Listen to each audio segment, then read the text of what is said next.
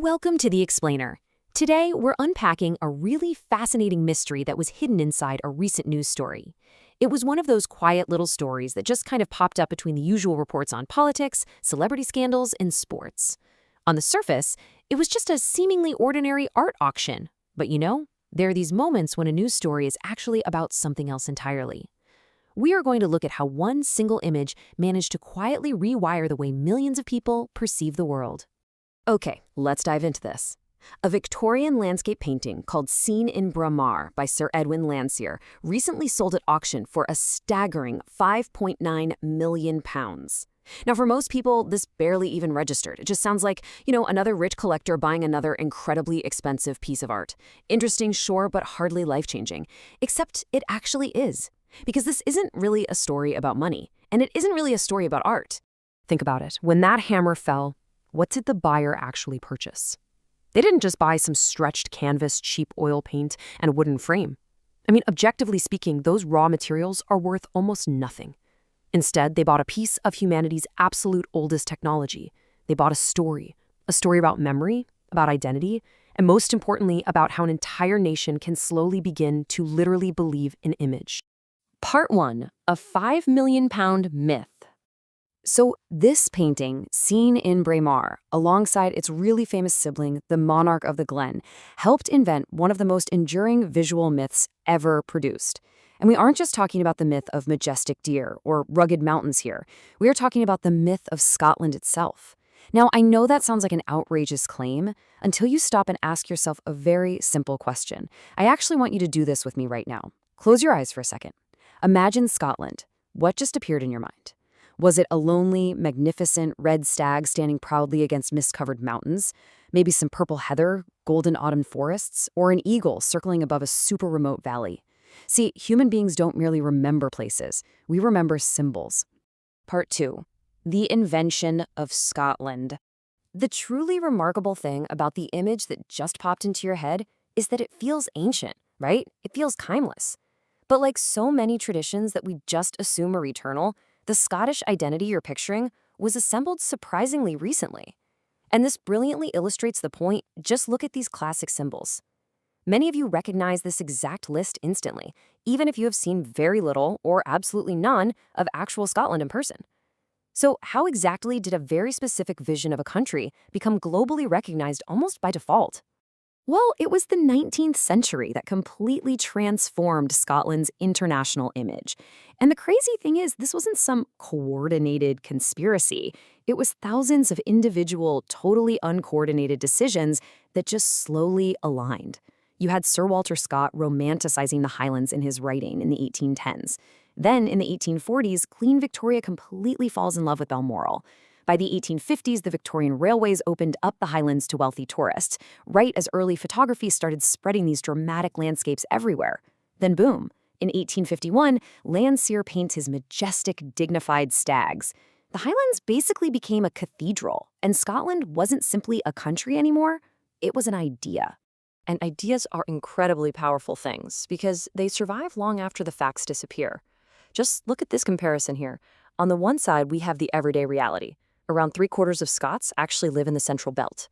The everyday Scotland is full of housing estates, supermarkets, commuter trains, and towns like Livingston or Cumbernauld. But on the other side, we have the symbol. We have Glen, the Cairngorms, those majestic stags. We don't picture the reality because stories compress reality into symbols. And let's be honest, symbols are just infinitely easier to remember than statistics. Part 3. Symbols that replace reality. If you zoom out for a minute, you realize that pretty much every nation lives inside a gallery of inherited images. America is cowboys, France is the Eiffel Tower, Japan is cherry blossoms and Mount Fuji. So the crucial point is that this relies on cognitive shortcuts. And actually, this isn't laziness on our part, it's literally survival. Think about our ancestors. They couldn't possibly remember every single detail about every place or danger they encountered. The human brain evolved to compress thousands of complex experiences into one single, easily recognizable visual pattern. We absolutely need these mental models to keep from spending every waking moment trying to make sense of the world from scratch. But there's a catch here, and it's a fascinating one. Once enough people believe the exact same picture, that picture actually starts changing the real world. Just walk through the steps of this feedback loop. Reality creates images. Those images create memory. That memory creates identity. And then, identity turns around and changes reality. Tourists arrive in Scotland fully expecting to see stags. So what happens? The deer become protected.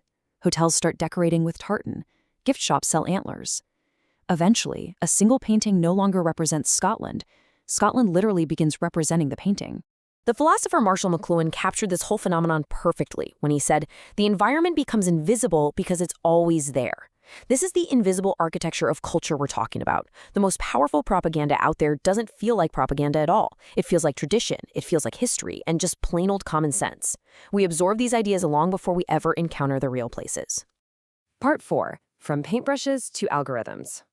Now, you might be thinking this is all safely historical, just some quaint Victorian phenomenon. But we haven't actually escaped this myth-making process at all. We have simply accelerated it. The objective remains exactly the same: capture attention and shape perception. Human psychology hasn't changed a bit. People still remember pictures, not complex arguments. Back then, Landseer had oil paints and he influenced a generation slowly, over several decades. Today, a single thumbnail, a carefully edited Instagram photo, or a quick TikTok clip can reach 50 million people before lunch. Let's move to and see how this builds into our everyday lives. Because today, we're kind of all artists. Just look around online. Nobody seems to have ordinary lives anymore, do they? Everyone is experiencing constant productivity, eating this beautifully presented food, traveling endlessly, and just beaming with absolute confidence. Billions of us are acting exactly like those Victorian painters, quietly curating our own flawless, idealized myths for the entire world to see. And honestly, this is perhaps the single greatest lesson hidden inside a 5.9 million pound painting. Reality doesn't have to be totally fabricated to become distorted. It only has to be edited. We upload the gorgeous sunset, right? Not the overflowing washing basket in the corner of the room. We photograph the mountain peak, not the traffic jam we sat in to get there. It really makes you wonder, what will historians in 200 years think of us? Are they going to look back and conclude that our lives consisted entirely of gym selfies and perfectly poured lattes? Part 5. The stories we keep. It's very easy to become a little cynical here and just conclude that everything is an illusion, that it's all just marketing and branding. But the truth is actually much more profound and, honestly, much more necessary than that. We have to remember this incredibly vital distinction. Myths aren't lies. They are simplifications. We need them because you couldn't possibly explain the entirety of a country's geology, its climate, constitutional history, music, and politics in one casual conversation. Symbols give us a necessary doorway into unimaginable complexity. The only trouble begins when we mistake that doorway for the entire house. And we do this with absolutely everything, particularly with people in history. Just look at how this works. Winston Churchill becomes a cigar. Albert Einstein is instantly reduced to wild hair. The Beatles are, forever, the Abbey Road crossing. We compress entire, massively complex human lives and decades of history into single, instantly recognizable fragments of truth. Our brains just completely crave this kind of efficiency. Now, what's really interesting about this slide is that it brings us to a fundamental definition of great art.